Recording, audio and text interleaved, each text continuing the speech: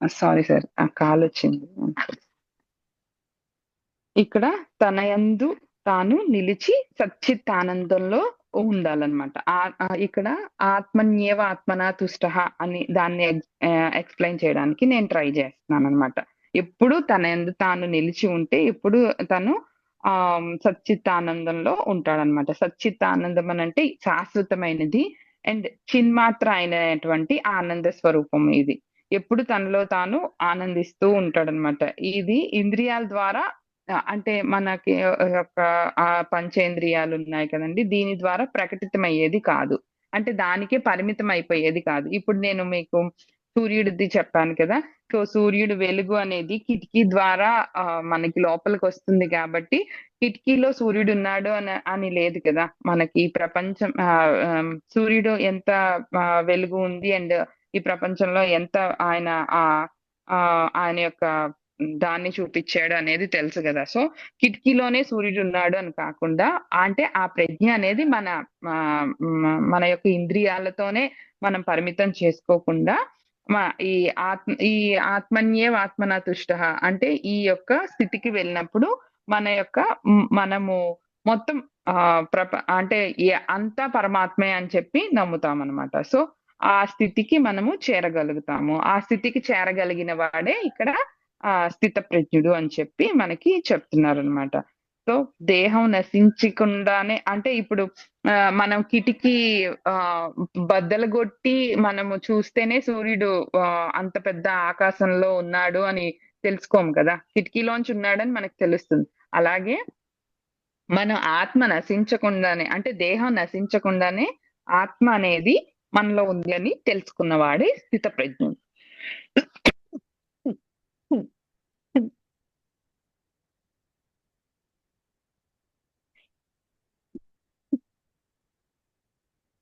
Sorry sir. Sir మీరేమైనా add చేయరా? స్థిత ప్రజ్ఞత సచ్చిదానందం. కోరికలు వదిలేసుకోవటం, అది కోరికలు వదిలేయటం అనేది మనం నాజీ బుక్లో కూడా చూసాం. ఒకదాని తర్వాత ఒకటి వస్తూనే ఉంటాయి. మనం లిస్ట్ రాసుకుంటూనే ఉంటాం, కోరికలు తీరుతూ ఉంటాయి, మళ్ళీ కొత్తగా రాస్తూ ఉంటాం దాంట్లో. అది ఆ లిస్ట్ ఎండ్లెస్, ఆ సైకిల్ తిరుగుతూనే ఉంటుంది. అట్లా దాన్ని వదిలేయాలి. ఒక్కొక్క కోరికని వదిలేసుకుని రావాలి. అది కూడా ఎట్లా వదిలేయాలి? సంపూర్ణంగా. అంటే ఇక మళ్ళీ కోరికలు ఏమీ మనకి మన మనసులోకి రాకుండా ఉండాలి అన్నమాట. దానికి మనం అవతారం బాహ్యంగా మనం అన్నీ వదిలేసినట్టు త్యజించినట్టుగా మన ఆహారం ఉన్నా మన డ్రెస్ మనం అంతా అట్లా ఉన్నా కూడా మానసికంగా మనం వదిలేకపోతే ఉపయోగం. ఒక ఆయన సన్యాసి తీసుకున్నాడు, కాషాయ వస్త్రాలు వేసుకున్నాడు, కమండలం, ఈ మన కర్ర ఇవన్నీ పెట్టుకొని తిరుగుతూ ఉన్నాడు. ఊళ్ళకి వెళ్తున్నాడు, వస్తున్నాడు, అన్నీ చేస్తున్నాడు. అందరితో సన్యాసి కాబట్టి సరే ఎవరు భోజనం పెడతారు, తింటారు, తిరుగుతూ ఉంటారు. ఒక రోజున ఆయన ఊరు బయట నుంచి వెళ్తుండగా పొలంలో నుంచి ఒక పిల్లాడు తాబేల్ని కొడుతున్నాడు చంపడానికి. తాబేల్ని పైనుంచి కొడుతున్నాడు. తాబేలు పైన ఏముంటుంది? చెప్పు ఉంటుంది కదా, అది పగలదు. పగులుద్దా? Hello, పగలదు sir. పగలదు. మరి దాన్ని ఎట్లా చంపాలి? ఆ సన్యాసి చూసి తిరిగేసి కొట్టాడు. చెప్పిన కింద తీసేస్తే లోపల జీవి ఉంటుంది, దాన్ని కొట్టు. అంటే ఈయన సన్యాసం తీసుకున్నాడే కానీ మనస్సు అది శుద్ధి అవ్వలేదు. మనస్సు శుద్ధి అవ్వలే. ఇంకా పాత జ్ఞాపకాలు, పాత దీంట్లోనే ఉన్నాడు ఇంకా ఆయన. మనస్సు శుద్ధి కాలేదు, కోరికలు వదిలేదు, బాహ్య ప్రపంచంలో జరిగే ఈ దీంట్లో ఉన్న వాటిని ఆయన వదిలేయలేదు. అట్లాంటి వాడు ఈ స్థితప్రజ్ఞత అనే దానికి రాడు. ఇంకోటి ఇందులో బతికుండగానే మోక్ష సాధన. స్థితప్రజ్ఞులు ఎవరైతే ఉంటారో కోరికలన్నీ వదిలేసి దేనికి స్పందించకుండా అన్నీ మనం పక్కకు తోసేసి మనకు తెలియదేమి మనకు చర్మ స్పర్శ జ్ఞానం తప్ప బహుశా ఇంకేం ఉండదేమో దాన్ని అట్లా ఉండాలి. అట్లా ఉన్నప్పుడు మనం ఈ జీవన్ముక్తి అంటే బతికుండగానే మోక్షం ఎట్లా వస్తుంది?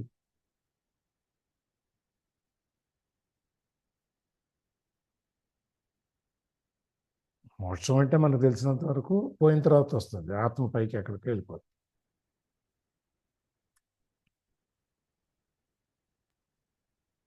అలా వెళ్ళకుండానే నువ్వు ఇక్కడ ఉన్నప్పుడే ఆ ఆత్మానందాన్ని పొందగలవు. పొందవచ్చు సో అనేది ఎట్లా అది సాధ్యమా అంటే ఎస్, ఎప్పుడైతే నువ్వు ఈ కోరికలు ఇవన్నీ వదిలేసావో అప్పుడు నీకు ఆత్మ అనేది కనిపిస్తుంది, ఆత్మజ్ఞానాన్ని పొందుతావు. పరిప్రశ్నేన సేవయా ఉపదేశం జ్ఞానం జానిన సత్వదర్శన మనకు ఇంకా వస్తుంది, ముందు వస్తుంది శ్లోకం. మనకి ఏదైనా ప్రశ్నించేటప్పుడు అడిగేటప్పుడు మనం ఆ ప్రశ్న అనేది ప్రశ్న అంటే ఏంటి? క్వశ్చన్ చేయటం. పరిప్రశ్న అంటే అయినా క్వశ్చన్ చేయటమే. కానీ ఆ పరి అనేది ఎందుకు వాడతారంటే పాలన, పరిపాలన, పరిశుద్ధం, శుద్ధము, పరిశుద్ధము, ఇట్లా మనకు కొన్ని పదాలు ఉన్నాయి. ఎందుకంటే ప్రశ్నించేటప్పుడు ఏదో ఆకతాయితనంగానో అవతల వాళ్ళకి తెలియదులే ఆడే చెప్పుకుంటాడులే మన క్వశ్చన్ వేసేద్దాంలే అని అడగకూడదు. పూర్తిగా దాన్ని భక్తితో ప్రేమతో తెలుసుకోవాలనేటువంటి ఒక కోరికతో అడగాలి. అప్పుడు నువ్వు ఆ విధంగా అడిగినప్పుడు నీ జ్ఞానులు నీ దగ్గరికి వచ్చి నీ అజ్ఞానాన్ని పారదోలుతారు అని చెప్పి ఆ శ్లోకంలో వస్తుంది. అది బాబా చరిత్రలో వస్తుంది, అందులోంచి తీసుకున్నాం. అది ఆ విధంగా అనమాట. ఇక్కడ కూడా మనం ఆత్మ సాక్షాత్కారం అనేది మనకి ఇవన్నీ వదిలేసినప్పుడు అందుకే ఆత్మ సాక్షాత్కారం కావాలంటే నీ లోపల చూసుకో, ఆత్మ నీ దగ్గరే ఉంది, నీ లోపలే ఉంది అని చెప్తాం మనం ఈ పవర్ ఆఫ్ నౌలో కూడా అదే కదా చెప్తున్నాం. నీకున్న ఈ బాధలు, విచారాలు, నీ కోరికలు, సంతోషాలు, ఆనందాలు ఇవన్నీ వదిలేసి శరీరాన్ని ఫ్రీ చేసుకుంటారా అని చెప్తున్నాం కదా మనం. అక్కడ కూడా ఎక్కడైనా కూడా చివరికి వచ్చేటప్పటికి నువ్వు ఎప్పుడైతే ఇవన్నీ వదిలేసావో ఆ పైన పేరుకున్న మురికి, మాలిన్యం అంతా పోతుంది. పోయినప్పుడు నీ ఆత్మ క్లియర్గా ఉంటుంది. అప్పుడు నువ్వు చూడగలవు. ఎప్పుడైతే నీకు ఆత్మసాక్షాత్కారం జరుగుతుందో అప్పుడు నువ్వు మోక్షాన్ని పొందినట్టే లెక్క. దానికి మనం ప్రాణాలు వదిలేయాల్సిన అవసరం లేదు. అందుకని జీవన్ముక్తుడు అని చెప్తున్నాడు. నీ కోరికలు, నీ ఆలోచనలు, నీ బంధాలు, బాంధవ్యాలు, ఈ నాది, నేను, ఇవన్నీ ఇంకా వదిలేయి. ఇంతకుముందు చెప్పుకున్నా, కాశీ వెళ్ళేసి ఇష్టమైందని వదిలేసి రారంటే మావిడ వదిలేసి వచ్చానండి అన్న. నాకు ఇష్టమైంది మావిడ వదిలేసి వచ్చానండి. అలా కాదు. వదిలేయమంది ఏంటంటే నీ అరిషట్ వర్గాలు ఏమున్నాయో. అరిషట్ వర్గాలు అంటే మీరుండండి. అరిషట్ వర్గాలు అంటే ఏంటి? కామ, క్రోధ, లోభ, మద, మాత్సర్య. కామ, క్రోధ, మోహ, లోభ, మద, మాత్సర్యాలు 6. ఈ 6 నీకు ఏది ఇష్టమైంది వదిలే. 6 వదిలేకపోయినా కనీసం కాశీ వెళ్ళినప్పుడు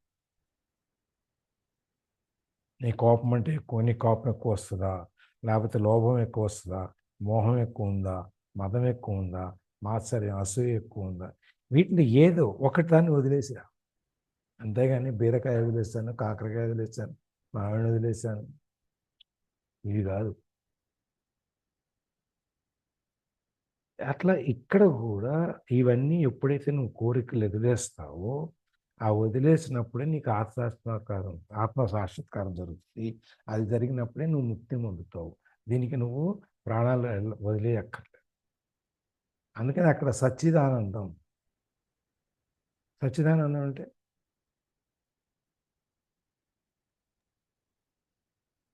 ఆ పదాన్ని విడగొట్టండి. సత్ ప్లస్ చిత్తం ప్లస్ ఆనందం. అంతేనా జ్యోతి? అంతే సార్. సత్ ఎప్పుడే చిత్తం ఆనందం, సచ్చిత్తానందం.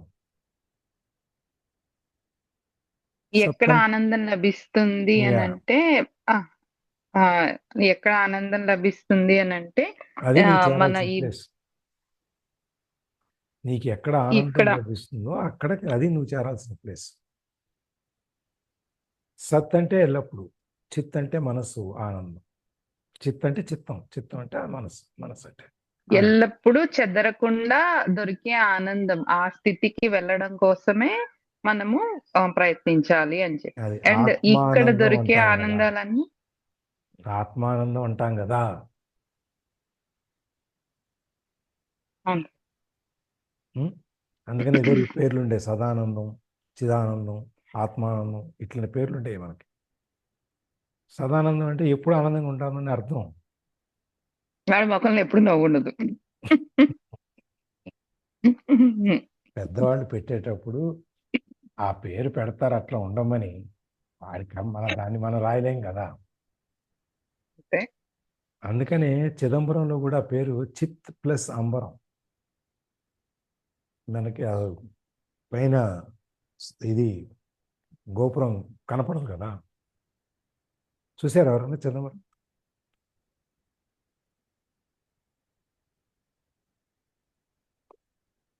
గోపురం కనపడదా సార్ అసలు? కనపడదు. ఆ మబ్బుల్లో ఉన్నట్టుగా ఉంటుంది, కనపడదు. అంటే దాని హైట్ వలన సార్? హైట్ అనేది ఏదంటే అంత పెద్ద, అన్నిటికీ అంతకంటే ఇంకా ఎక్కువ హైట్ ఉన్నాయి కూడా ఉన్నాయి, అవి కనపడతాయి, కానీ ఇది కనపడతాయి.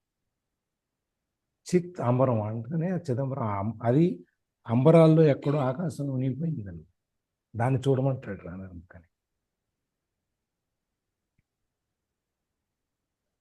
మనకి పూరిలో ఎట్టయితే పక్షులు టెంపుల్ మీద నుంచి ఎగరవు, అక్కడ కూడా అట్లా కొన్ని కొన్ని మనకి ప్రాశస్తమైన ప్రదేశాలు ఉన్నాయి. దాంట్లో చాలా విశేషాలు ఉన్నాయి మనకి. అవి మనం తెలుసు. మనం ఎక్కడికో అమెరికాకి వెళ్ళి చూసి రాకు.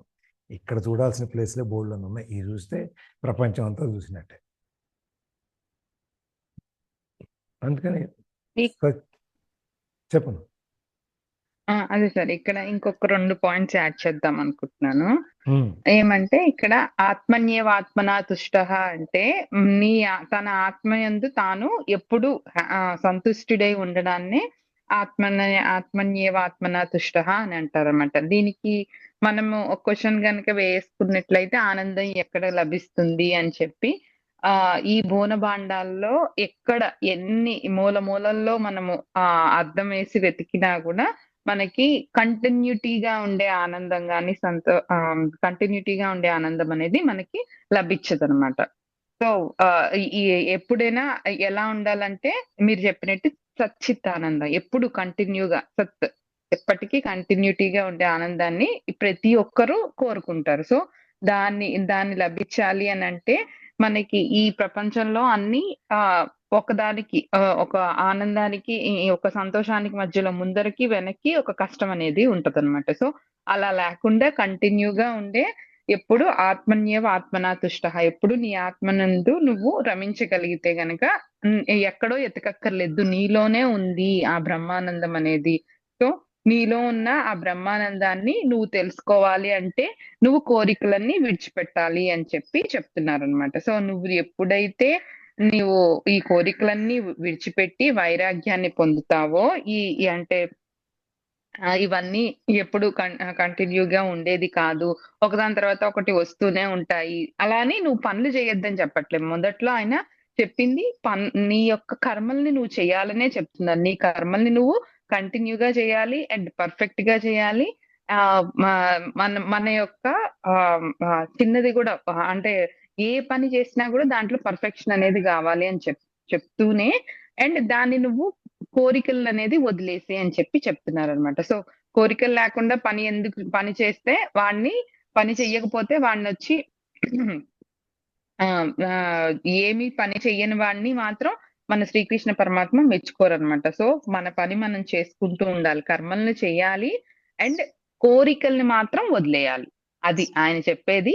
కర్మల్ని చేయాలి, కోరికల్ని వదిలేయాలి, అది నిష్కామంగా చేయాలి. ఈ ఒక్క పాయింట్ కనుక మనం గుర్తుపెట్టుకోవాలి. అండ్ ఎందుకనంటే ఎప్పుడు ఆత్మన్యేవ ఆత్మనా తుష్టః అన్నారు కదా. సో మనం ఎప్పుడు ధ్యానంలోనే ఉంటాము, ఏదో ఒకటి పెడతారు, సో తినేసి మళ్ళీ మనం ధ్యానం అనుకొని మనం నిద్రపోతామటండి. సో ధ్యాన స్థితి అనేది కూడా మనకి ఇక్కడ చెప్తారు, ఇంకా పోను శ్లోకాల్లో వస్తుంది.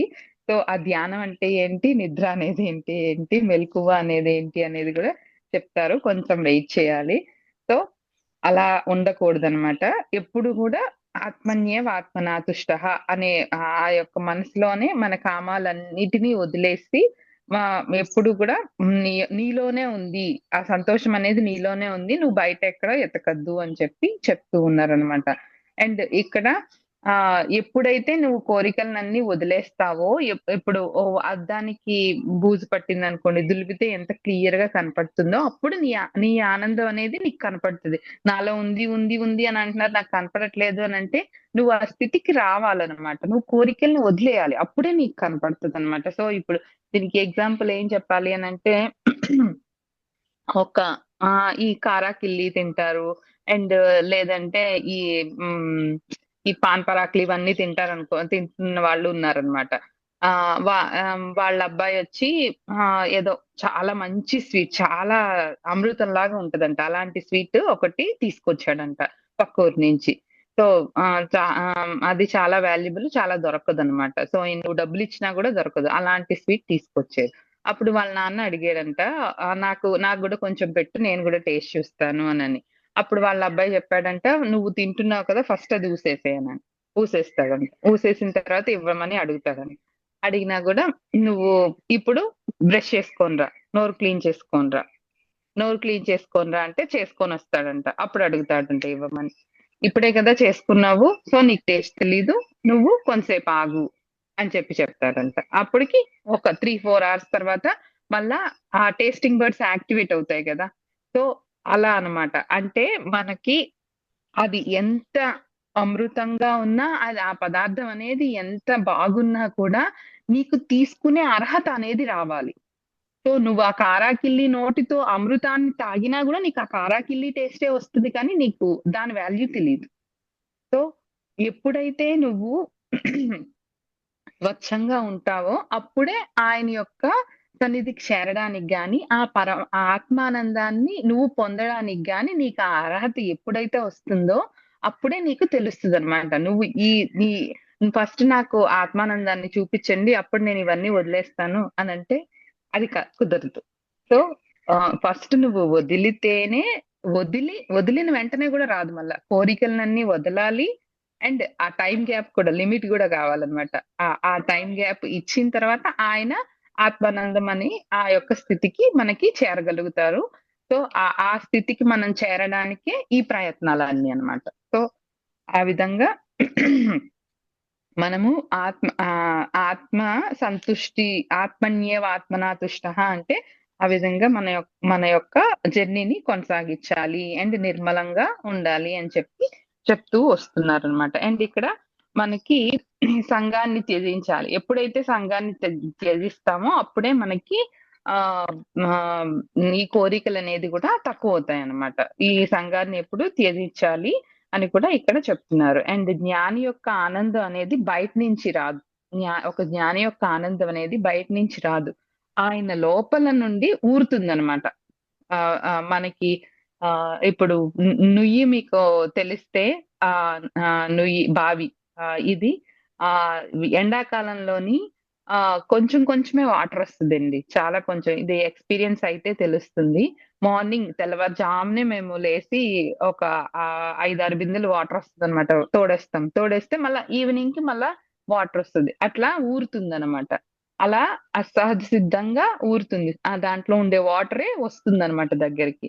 అలాగా జ్ఞాని యొక్క ఆనందం అనేది లోపల నుంచి ఊరేదే కానీ బయట నుంచి తీసుకునేది కాదు. ఇప్పుడు మనం తీసుకునే ఆనందాలన్నీ ఇంకొకరి మీద ఆధారపడి ఉన్నాయి, ఇంకొకరి మీద ఇంకొక వస్తువు మీద ఆధారపడి ఉంది, ఇంకొక మనిషి మీద ఆధారపడి ఉంది, ఇంకొక జీవి మీద ఆధారపడి ఉంది. సో నువ్వు అలాంటి కనెక్షన్ ని వదిలేసే అని చెప్పి చెప్తున్నారు అనమాట. సో నీలోనే ఉంది ఆనందం, నీ దాన్ని నువ్వు ఆ, ఎప్పుడైతే ఆ యొక్క స్వీట్నెస్ ని అనుభవించగలుగుతావో అప్పుడే నువ్వు ఈ ఆత్మన్యేవ ఆత్మనా తుష్టః పరిపూర్ణంగా ఉండగలుగుతావు అని చెప్పి చెప్తున్నారు అనమాట. దీంట్లో మనకి కామత్యాగం, కామత్యాగం అంటే కోరికలు అనమాట. కోరికలన్నింటినీ త్యాగం చేయాలి అండ్ ఆత్మానందాన్ని పొందాలి. ఈ రెండు లక్షణాలను గురించి మనకి స్థిత ప్రజ్ఞుడి యొక్క లక్షణాలను గురించి చెప్తున్నారు అనమాట. అది సార్. స్థితి ప్రజ్ఞ లక్షణాలు ఏంటి? ఒక 1 2 3 4 చెప్పండి ఒకసారి. కామత్యాగం చేయాలి, కోరికలన్నీ విడిచిపెట్టాలి. దీంట్లో రెండే చెప్పారు, ఇంకొక నెక్స్ట్ శ్లోకంలో ఇంకా వస్తాయి అన్నమాట. అండ్ ఆత్మానందం, నువ్వు కామత్యాగం చేసినప్పుడు ఆత్మానందం వస్తుంది. నువ్వు ఏది వదిలితే ఏది వస్తుంది. ఆ వదిలిన దాన్ని వదలాలంటే నువ్వేం చేయాలి, అది ఆయన లక్షణాలను చెప్తూనే ఆ లక్షణాలను నీకు రావాలి అంటే నువ్వు ఎట్లా ఉండాలి అనేది దాని గురించి కూడా చెప్తూ వస్తున్నారు అన్నమాట. ఈ శ్లోకానికి 2 అన్ని వదిలేయాలి, ఆత్మానందాన్ని చూసుకోవాలి, ఆత్మజ్ఞానం ఆత్మదర్శనం చేసుకోవాలి. అంతే. ఆనందం అనేది బయట నుంచి పెట్టుకోవద్దు, బయట ఉండే వస్తువులు. అది ఆనందం అనేది బయట నుంచి రాదు, లోపల నుంచి రావాలి. బయట నుంచి వచ్చేదాన్ని సంతోషం, ఇంకోటి ఏదో అంటారు. సంతోషమే సార్. ఇంకా కావాలంటే ఇంకా పర్యాయ పదాలు ఉంటే వాడుకోండి. ఆనందం అనేది ఇక్కడి నుంచి రావాలి. ఇంకెవరన్నా షేరింగ్స్ మ్యాట్రన్?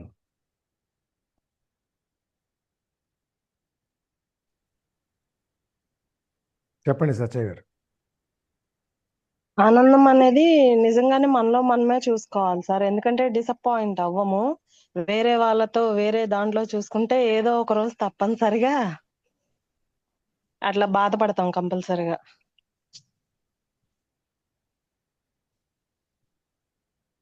తర్వాత అయిపోయి ఇంకా ఎవరన్నా?